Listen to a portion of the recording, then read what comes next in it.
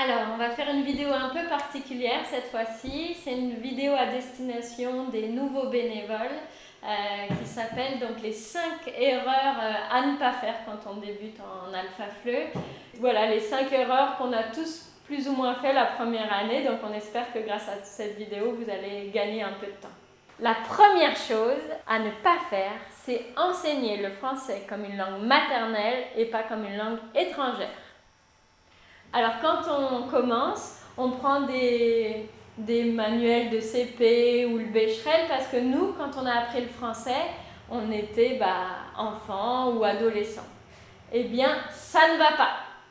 Alors, comment je fais concrètement? Il faut chercher des livres pour les adultes allophones.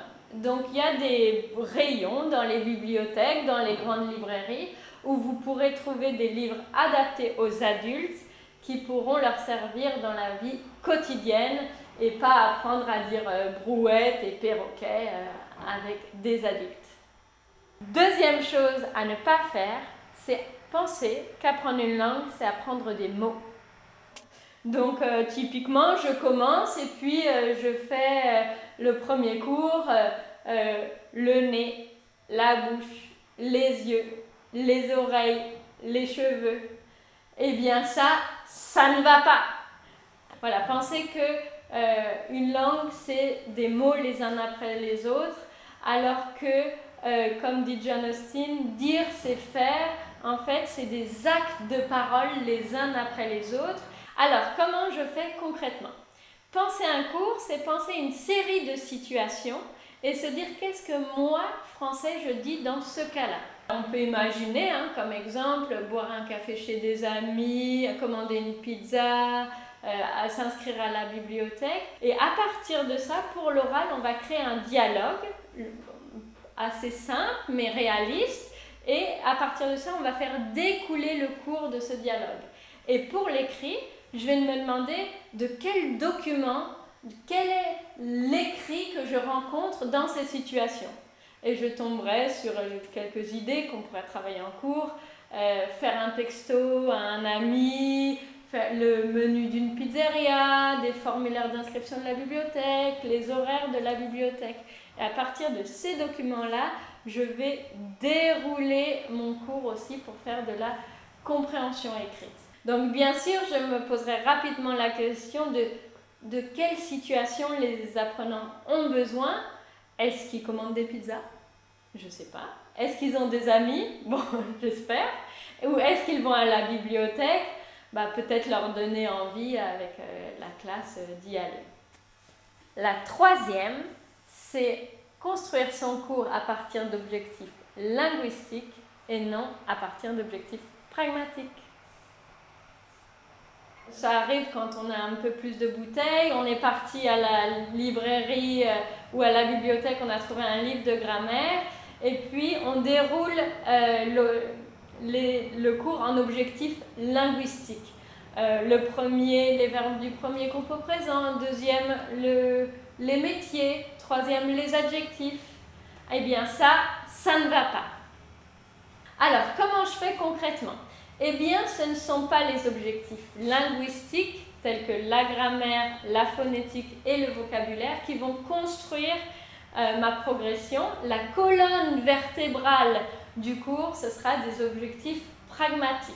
Les objectifs pragmatiques, c'est être capable de. C'est souvent les titres des chapitres dans les manuels. Lire une heure, demander son chemin, appeler un plombier, parler au docteur, ça c'est des objectifs pragmatiques. La quatrième chose à ne pas faire, c'est penser que pour la compréhension orale, la voix du formateur suffit.